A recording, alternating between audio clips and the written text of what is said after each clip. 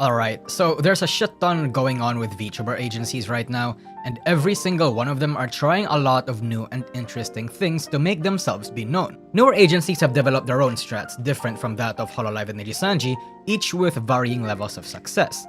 Future agencies are going to copy those strats and improve upon them, future agencies are also going to do the same, etc, etc. Fact is, while some people have different strategies, different senses of community, different modes of operations, it can't be helped that a lot of them feel the same. It's pretty fair to say that a lot of them are basically just trying to do what Hololive and Nijisanji is doing, filling in the same niche, and pretty much is also trying to fight for the same market. There's nothing necessarily wrong with that, it's daunting to give new agencies a shot when most of them feel the same from the outside looking in.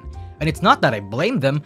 The VTubing market, whether that's on YouTube or Twitch, is so small compared to regular streaming that it's hard to sell yourself as unique anywhere, regardless if you're in an agency or not. Thus, it can be refreshing when other VTuber agencies are actually trying to do something new, even if those new things are outside the comfort zone of some people. I mean, I don't know about you, but to me, a little shake-up to make things spicier or interesting will always be a good thing. Although, unfortunately, most people don't have the same opinion. Change is scary. New things are scary. What if it ruins the thing that I currently like? The fact of the matter is, people don't want the things or the content they like to change. Most people want to consume the content as it is. A little adjustment on an aspect or two, but not a little too much. This is the conundrum that a lot of fans have with VTubing and its content, especially if they're traditionalists who prefer the Eastern-centric side. And this has always been their problem with VShojo. Up until last year, that was, as VShojo, despite their member count being perhaps the lowest in the EN scene right now, has arguably spearheaded the most changes in the EN industry. Standards that, you may like it or not, is slowly making its way throughout the industry. Yes, ladies and gentlemen, this is my 4th VShojo video, and what a ride it has been since I made my first one. You know, I'm hoping I'm able to make a video for Nijisanji EN like this, like 2 years from now. Unfortunately, they just don't. Before we break down why VShojo had a redemption, we need to talk about why they needed to be redeemed in the first place. Because outside the fanbase of the already established members, a lot of people generally did not like them or was indifferent towards them. There were 4 interconnected reasons: Twitch culture, talent freedom, members, and nepotism. There's a misinput! Twitch VTubing is different from JP VTubing. While JP VTubing essentially started from the likes of Kizuna Ai and Otaitas and Vocaloids, Twitch VTubing started off differently. Fragments of ALN and the VR chat community, some from facecam streamers and random shitpost servers. It's essentially East versus West. Eastern-centric fans value professionalism, being off politics and kayfabe, restraint. The West side, while they value professionalism, have a bit of a problem when it comes to restraining themselves. A lot of them also integrate and freely talk about their political beliefs, of which some are against the values of Eastern-centric fans, like their perception of lollies. And a lot of Twitch VTubers give fuck all about kayfabe at all. Given that most VTuber fans, at least from what I've seen based on sheer numbers, are actually traditionalists, it makes sense that a lot of dissent or indifference against VShojo was a little louder than general praise. In fact, certain people hated the culture of VShojo and its members, so much so that even Kason, one of the most respected figures in the industry and formerly Hololive's Kuryo Coco, received backlash when she joined the agency. One of the core appeals of VTubing to a lot of traditionalists is because they're different from normal streaming culture, especially that of Twitch. There were soft rules. Cultures that was alien to the West, the parasocial element and idol culture was something everyone agreed upon that needed to be checked, but it wasn't necessarily a bad thing. It was part of the magic and the passion. Those, alongside kayfabe, was something to be respected. And people struggled to think how Twitch streamers were going to understand that. It's why there was even skepticism even during Holomyth's announcement. And the fact that a few notorious Twitch VTubers and their fans spit at these notions, it enforces their beliefs. Which conveniently leads me to... Calm down! You calm the fuck! So, freedom, just like everything else in the world, is not necessarily an ultimate good. It's a scale. Freedom means you can do everything you want, and while that's generally framed as a good thing, most of the time, it includes bad things as well. Less freedom has its own drawbacks and good things. On one hand, it forces you to be much more creative with your content, allowing you to actually stand out from your peers, and it rewards ingenuity. It allows you to be a little bit more productive PR-wise as well, something to strangle you back from saying or doing stupid shit. But on the other, it easily burns you out and takes away a lot of the fun of content creating. it takes a very much massive toll on your soul and your passion. More freedom is the same. On one hand, you make whatever the fuck you want to your heart's desire. You're prone to stagnate and not have anything that can force you to be creative if you aren't already creative enough. But also, you're prone to making mistakes, especially in the PR sense. And in the internet, you make one mistake and you're dead to a certain group of people. What's that saying? You can build 100 bridges but suck one cock and people will remember you as a cocksucker? Yeah, something like that. While Hololive and other agencies was criticized back then for having way too much restrictions, the inverse applied to VShojo. In the creative aspect, they were criticized for relying too much on toilet humor and sex jokes. In the PR aspect, we have situations like the Nuxtaku drama. It really impacted VShojo's optics for the entirety of 2022. Although a lot of the PR hate for VShojo, from what I've seen, and you can correct me if you think I'm wrong here, is politically charged. And if you know how much a lot of traditionalists feel about politics in VTubing, then you know how bad this can go, especially if the politics they endorse are not what certain people believe in. Fuck down!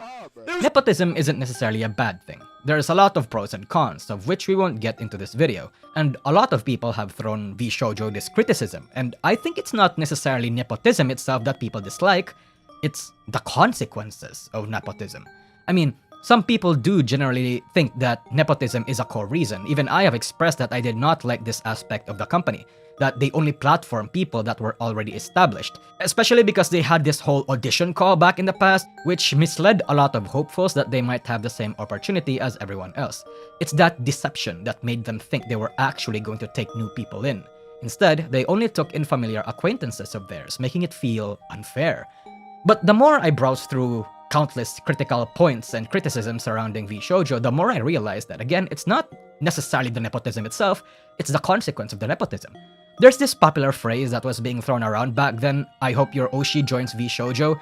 The sentiment, in my interpretation at least, is that they're going to be over-reliant on sex jokes, sex appeal, toilet humor, become generally a bitch or mean, and be associated or be just as disliked as the people that they already disliked in the company. It's an entire problem that actually just relies on public perception of the members rather than anything that VShojo, the company, actually did. Because they dislike a lot of members, they don't want their Oshis to be associated or close with those members. So if you've been around for some time, then I don't need to tell you that not everyone in the company is disliked. Iron Mouse, for example, is universally liked. But there were all sorts of reasons as to why certain groups and lots of people did not like certain members, or at the very least was indifferent towards them. The target for a lot of people's dissent, however, were mainly three people: Vebe, Nianers, and Fruit. Nianers because of her past in 4chan and her stance on lolicon being PDF files, something that most VTuber fans fiercely disagree with, and given that she herself has a loli avatar, lots of people labeled her as a hypocrite, although it's a design aspect that has noticeably changed over the past years. Vebe because she threw shade at Hololive, threw shade at Shiley, and to a lot of people she came across as generally a mean person, although she and Shiley seems good now, and Fruit due to her past and recent actions. And then sometime later, these members left. Well, two of them at least. For contractual reasons, they said. It was in early 2023, following the Wizard Game saga, and it worsened the agency's already mixed reputation, especially since the departure heavily implied that their behind-the-scenes relationships may not be that good, that VShojo may not have been as united as previously thought. Are you and Mousy still friends? I've seen this question a lot in the chat. I don't know, man. What is a friend? It also sparked rats, much to Vei's request that the contractual terms and financial prospects might have not been that great now. A lot of people, including myself, thought that that incident might have been it for VShojo. If Iron Mouse actually left, who said that at the time she was still negotiating contracts and it bred speculations that she might leave, VShojo would be dead. But they had a little surprising comeback sometime later in the form of Henya, formerly Amano Pikami, the subject of the Wizard Game saga and the indie that everyone in the EN scene generally loved. This served to lighten the dark clouds above the agency. It wasn't enough, but then Kuro came, Madara, then they helped Mint, formerly Pomo of NijiEN, and then Michi, and perhaps more in the future. So, Bunnyfucker, what changed? So they take in a few talents from a company branch that was on fire. Was that really enough to change their optics almost entirely? And the answer is yes. Henya was the start of this cultural shift. After they adopted her, it seemed like the company generally felt much more positive and wholesome, even if they did rely on toilet humor or was intrinsically nepotistic or other problems that a lot of people still had. The talents that they adopted afterwards, especially Madara, seemed happier, especially because they left a company that they were unhappy with anymore. The sole fact that these new VTubers were much more positive, had a much more radiant aura, regardless of their content, was just contagious. Their appreciation for where they were now exuded this wholesome air than before they were there. That's the power of vibes. When people are generally happy with where they want, the fanbase can feel it. Even if VShojo's contractual terms remain the same, even if the internal environment were the same, even if the members are not as united as they portray themselves as, sheer vibes make them feel better. And in my opinion, I think that's pretty much the biggest reason.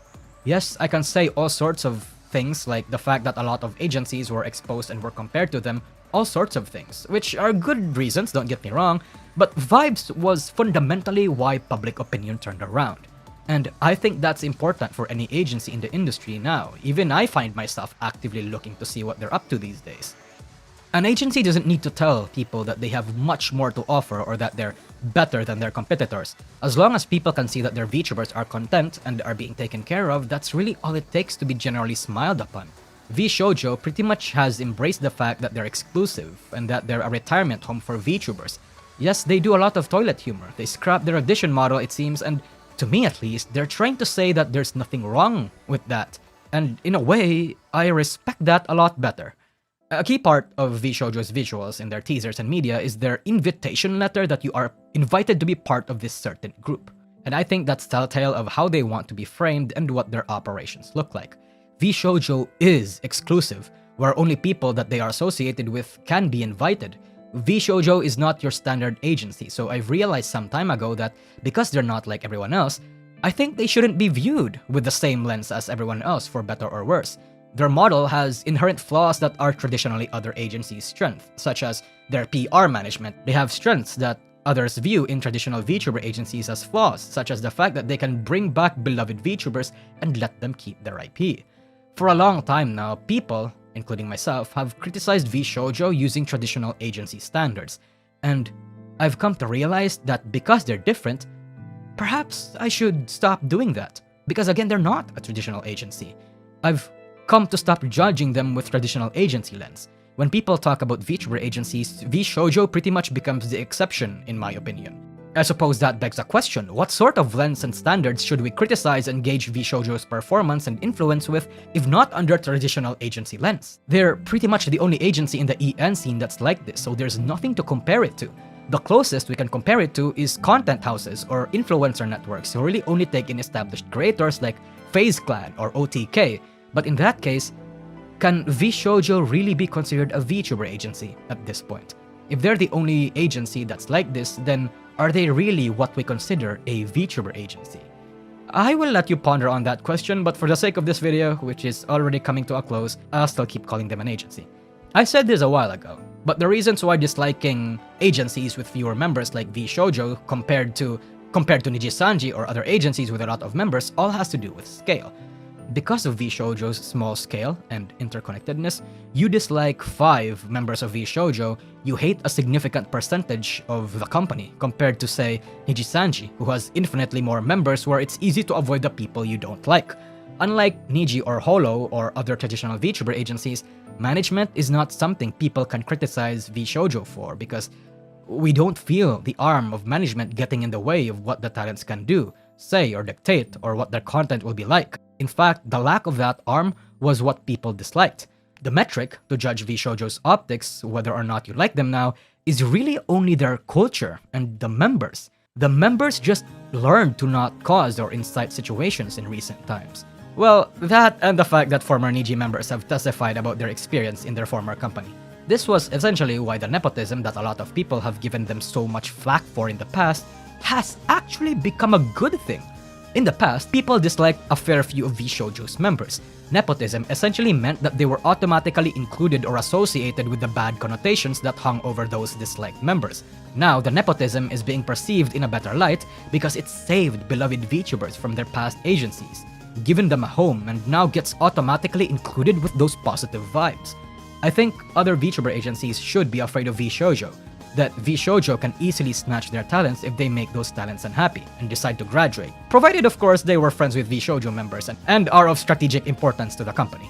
VShojo's complete flip of optics is proof that any agency can make a comeback with the right decisions. Right now, all sorts of downfall stories plague the scene because of what's happening. But when you're down, there's really nowhere to go but up. These circumstances prove that falls to rise are possible as well, and in this industry, that sort of hope can do more profound things to people and agencies than one can realize. I did not like a lot of aspects from VShojo back then, but again, now I find myself rooting for them. Fuck yeah, steal more talents from other agencies, yeah, threaten the big players, force them to be better, be the enemy a lot of players in the scene think you are.